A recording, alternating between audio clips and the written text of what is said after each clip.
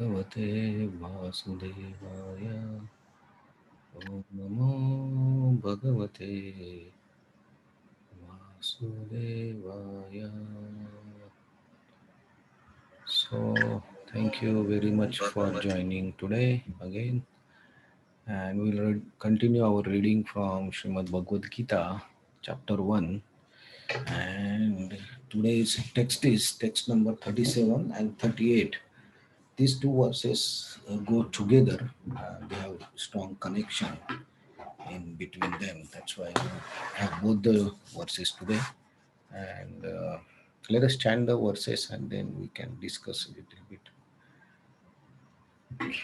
Yadyapyete na pashyanti यद्यप्येतेन पश्यन्ति lobopahata chetasaha लोभोपहत चेतसः lakshaya kutam doham कुलक्षयकृतं दोषम् mitradohe cha patakam. मित्रद्रोहे च पातकम् कथं न येनं स्माभिः कथं न यज्ञेनमस्माभिः पापाद् अस्मान्निवर्तितुं पापादस्मान्निवर्तितुम् लक्षय कृतं दोषं कुलक्षयकृतं दोषम् पश्याद्भिर्जनार्दन. प्रपश्यद्भिर्जनार्दन यद्यपेतेन पश्यन्ति यद्यप्येतेन पश्यन्ति लोभोपहत चेतसा लोभोपहत चेतसः कुलक्षय कृत दोषं कुलक्षयकृतं दोषम् मित्रद्रोहे च पातकम्. मित्रद्रोहे च पातकम् कथं न येयम् अस्माभिः कथं न ज्ञेयमस्माभिः पापादस्मन्निवर्तितुं पापादस्मान्निवर्तितुम् लक्षय कुलक्षय कृतं दोषं कुलक्षयकृतं दोषम् अपश्याद्भिर्जनार्दन. प्रपश्यद्भिर्जनार्दन Okay, please chant. यद्यपेतेन पश्यन्ति लोभोपहत चेतसा कुलक्षय कृतं दोषं मित्रद्रोहे च पातकम् कथं न ज्ञेयमस्माभिः पापादस्मन्निवर्तितुं कुलक्षय कृतं दोषं प्रपश्यद्भिर्जनार्दन. यद्यप्येतेन पश्यन्ति लोभोपहतचेतसः कुलक्षयकृतं दोषं मित्रद्रोहे च पातकं कथं न ज्ञेयमस्माभिः पापादस्मान्निवर्तितुं कुलक्षयकृतं दोषं प्रपश्यद्भिर्जनार्दन.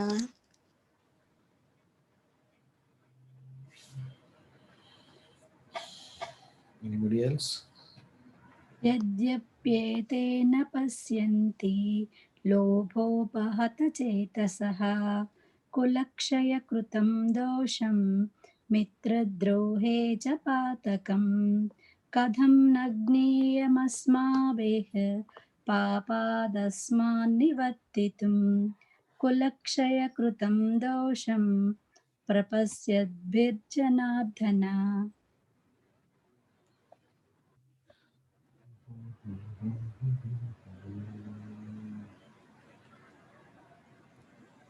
Okay, so let's read translation and purport. O Janardan, although these men, their hearts overtaken by greed, see no fault in killing one's family or quarreling with friends, why should we, who can see the crime in destroying a family, engage in these acts of sin?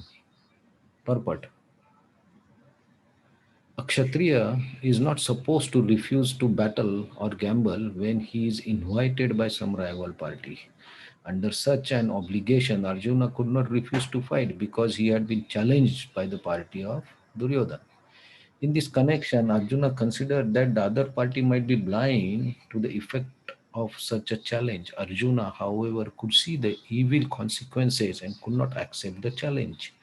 Obligation is actually binding when the effect is good, but when the effect is otherwise, then no one can be bound. Considering all these pros and cons, Arjuna decided not to fight. So, here we continue the first chapter, in which now Arjuna is speaking with Krishna. And he, after seeing the army of Kauravas, he is expressing his views and his feeling. He has already expressed how he is feeling, and now he is giving the reasons why he don't want to fight, because he said, I'm not prepared to fight. So now he is explaining about the reasons. So yesterday he said that the sin will overcome us, and so we should not do that sinful activity. Now he's saying the opposite party, or the Kauravas Pandi party, they are covered by lust. Lobo pahata chetasa. So chetasa means consciousness or understanding, and lobo pahata means it is covered by lobe or greed. So their consciousness is covered by greed. So that's why they don't understand what is the effect of this battle, and if people or the warriors die, what's going to happen. If they don't understand, because they're covered, their consciousness is covered by lobe. But we know what is the effect and how much sinful it is to destroy the kula or the families. So why we should fight if we understand what is correct? If they don't understand, we should not follow them. So this lobo pahata chetasa, the consciousness covered by lobe or greed. How to understand this? Very simple example is, uh, we have eyes. A particular person has eyes, he can see with the eyes, there's no problem with the eyes. But his eyes, if are tightly covered by a cloth which is not transparent, through which we cannot see anything, then though that person has eyes, he cannot see anything because of the covering of the cloth, right? So we say, that's why we say the blindfold, the person is blindfold. And when his eyes are covered, though he has good eyes, his eyes cannot function properly, and then he will behave as if he's blind. Yeah? So he will do all the mistakes and that a blind person will do if he's not aware of the surrounding. So this is a simple example how we can understand. Similarly, when the consciousness, our pure consciousness, is covered by some anarthas like greed or moha or desires, then that real consciousness cannot work freely like the blind person or the blindfolded person. So the consciousness get covered. Here he's saying, Arjuna is saying that their consciousness is covered by greed, and so they cannot understand what is good, what is bad, and why we should do this. Um, so another way to understand is, say for example, there is a traffic lane, right? So on the both side of the divider, one side is to go from in one direction and the other side is to go from opposite direction, and generally everybody follows the rule on which direction you have to go. So if we say left hand side is to go forward and opposite is the right hand side, so that is the general rule. And police is also there. They are not in the traffic lanes, but they are observing who is doing what and which car is going where.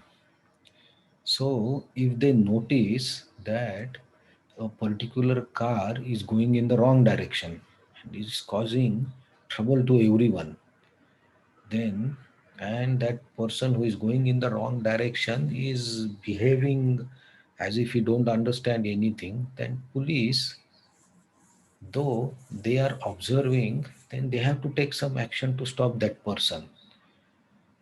So otherwise, they will be blamed. Police will be blamed that you are not doing your duty. You are supposed to stop that person who is going in the wrong direction, right? So here, but a third person who don't know what is police, he may feel, no, these two people, both the people are doing the wrong thing. One person is going in wrong direction, and this another car is also following that car, but actually police is trying to stop them, right?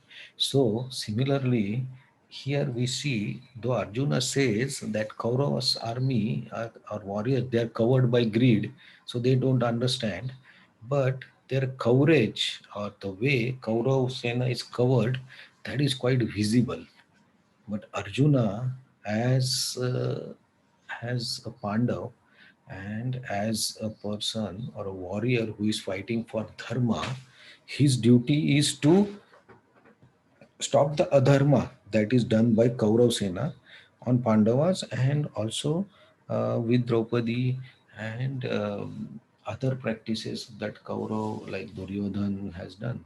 So that is adharmic activities. So Arjuna has come on the battlefield to stop those adharmic activities. So he has to fight for dharma. That is his duty.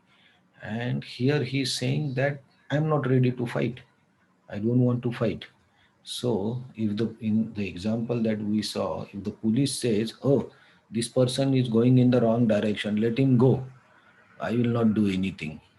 If the police says like this, then we'll say, "Oh, they are not doing their duty. They don't understand their duty. Their knowledge is covered by something that they are not doing their dharma or their activities."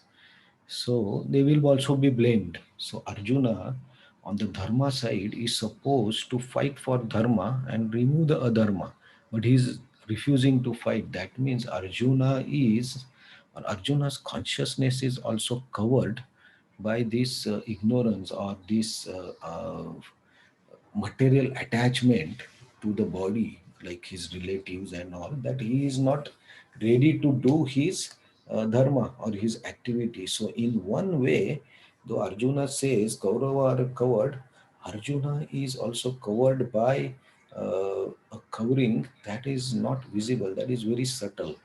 So, from Arjuna's point of view, also, he refusing to fight with Kaurava is not a correct activity or correct approach from the Dharma's point of view, also. So, here we see that both the shlokas, Arjuna is saying that we understand the sin, papa, the sin involved in killing all these family members and all, but Arjuna forgetting the higher principle of dharma for which this war is set up. So, from that angle, Arjuna is also not following his prescribed dharma duty. So, he is also covered. So, um, when we plan our activities in our day to day life, or we face certain different situations which we have to handle, in that every day we have to be in a consciousness that what we are doing or the actions or the plans that we are making, are those based on our principles or values of our life by which we are going to live, or just the situation is driving us to do certain things.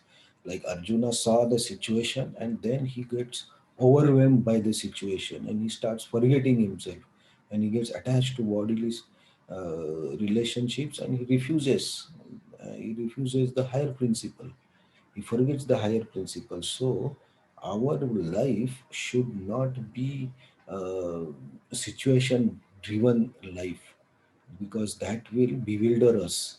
Every day the situation will be different, and every day we will be doing the activities that will be troublesome for us or will give us more miseries. So we should also be very conscious of all our activities and all our uh, day-to-day happenings. That are we really proceeding towards the goal of our life? The main goal of human life is Tattva Brahma Jigyasha. We have to understand the self-realization is the main goal, and so becoming conscious of that goal in all our activities is very important, and it's very easy to see other person's problem that he's covered or he don't understand or he is in ignorance, that he is not understanding what I'm trying to tell, or his understanding intelligence itself is less. So instead of thinking like this, we should also always contemplate that are we in proper consciousness and proper knowledge when we are handling this situation, or when we are saying that the opposite person is not behaving correctly. So, in this first chapter, as we have been seeing, the situation that Arjuna is going through is very much relates to our situation, and so now Arjuna giving the reason that it's they are covered with greed. I understand that they are covered and they don't understand, but I understand and we understand, so we should not fight. Is not a correct. Argument that he's putting forward to Krishna. And we can see Krishna is still listening all the arguments. So this is one way of communication, that let the person finish what he's saying. So Arjuna will continue some more reasons uh, from few more shlokas in the first chapter, and we'll continue those reading those shlokas from tomorrow onwards. And then actually Krishna starts speaking in the second chapter. Thank you very much. So if any points or realizations you want to share, please go ahead.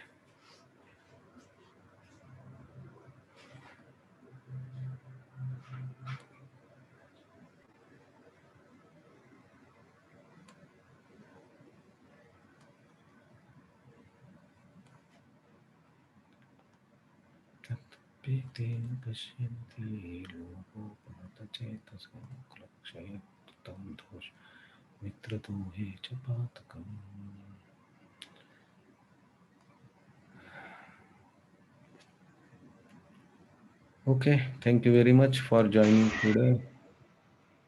And tomorrow we'll see further arguments put forward by.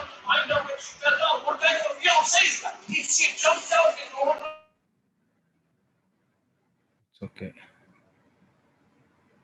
Thank you so much, Hare Krishna. Hare Krishna. Thank you very much for joining. Hare Krishna. Thank you very much. Hare Krishna, Guruji. Hare Krishna. Thank you. Hare Krishna.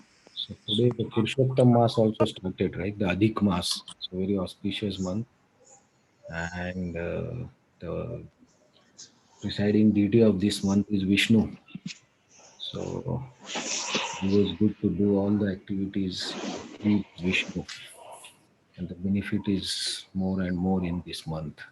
So please keep reading, joining this class, and also if you are doing some japa or Vishnu Sahasranam, it's very good month to do all the pious activities and offerings or serving Vishnu whatever way we can.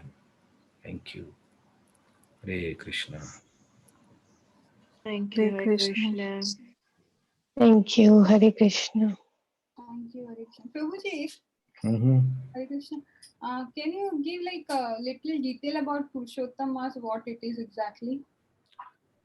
Yeah, so Purushottam Mass is actually comes after generally 2.5 months. Sorry, 2.5 years. So there is difference in the solar calendar and the lunar calendar. The difference is, I think, about 11 days. So every year there is difference between the two calendars of 11 days. So if we say 2.5 years, then it almost becomes 29 to 30 days. So after every 2.5 year, there is this additional month added into the lunar month, so that the solar calendar and the lunar calendar are always in sync and they go together. So that's why the Adhik Mahina or the Purushottam Mas comes in the not in the same month. Sometimes it comes in March and April. This year it has come in September and October.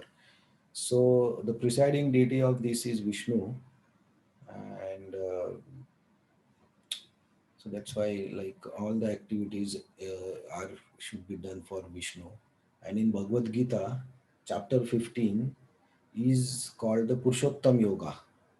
So, and in which the Krishna explains about the banyan tree of this material world, how it is executed. Then he explains his opulence, and then he explains that there are living entities who are perishable, who are not perishable.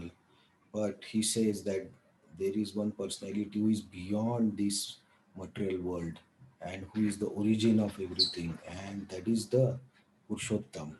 So it is also very auspicious that if you can read the 15th chapter of Bhagavad Gita, even if English translation, that is also okay.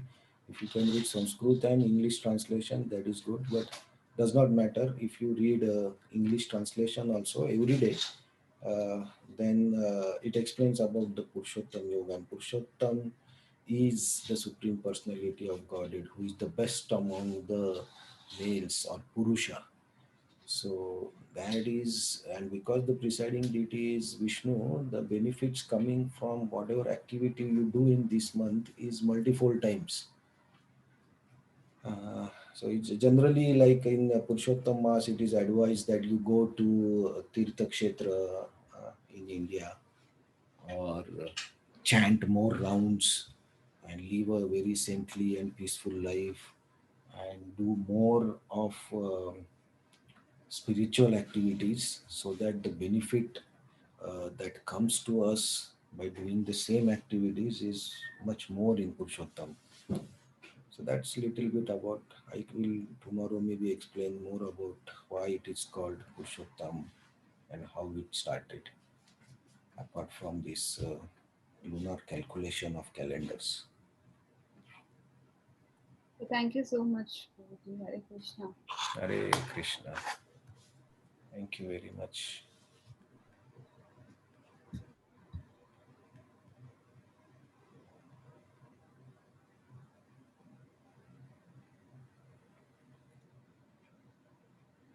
Hare Krishna.